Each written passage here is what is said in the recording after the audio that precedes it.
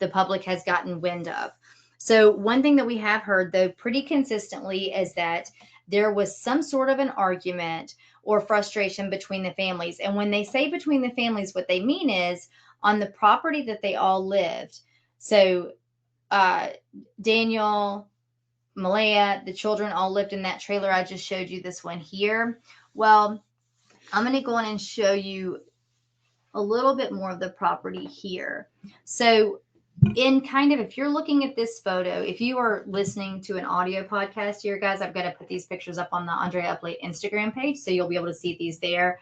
But there's quite a few, there's debris here. Okay. I think that there's no doubt about that. The condition of their trailer certainly looks, at least from the outside standards, pretty dilapidated. It's in pretty bad shape.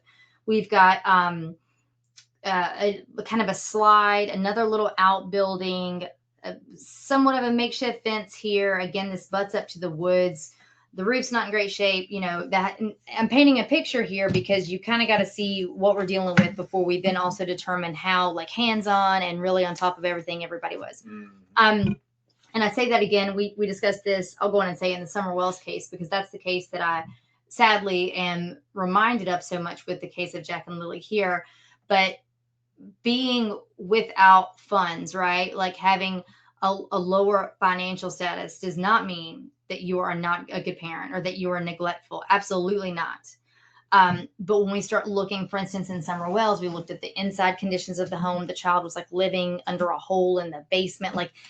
We then started seeing things were certainly, at the very, very least neglectful. So in no way does financial status determine the type of parent you are by any means. And that's not the aim here when we discuss the condition of this trailer, but it does go on because we're going to get into talking about CPS here in a moment, Child Protective Services. So there's a reason that their baby is no longer with them since the search has been taking place for Jack and Lilly. Okay. So that's what we're getting at here. But when you look at this photo, one thing it doesn't show is another makeshift trailer on the property. And that is where Daniel, the children's stepfather, that's where his mother and or possibly brother also live. And so most sources will cite this entire property to be that of his mother, that she owned it.